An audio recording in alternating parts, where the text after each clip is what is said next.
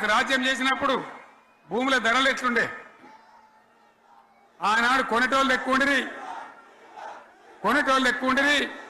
అమ్మేటోళ్ళు తక్కువ ఉండిరి.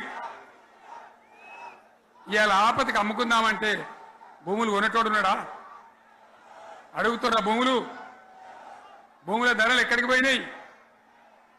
ఎవరికన్నా 5 ఎకరాలు డాంబర్ రోడ్డు పక్కకుంటే నేను 5 కోట్ల మనిషిని, నేను కోటీశ్వరుని అనే ధైర్యంలో రైతులు ఉండరు.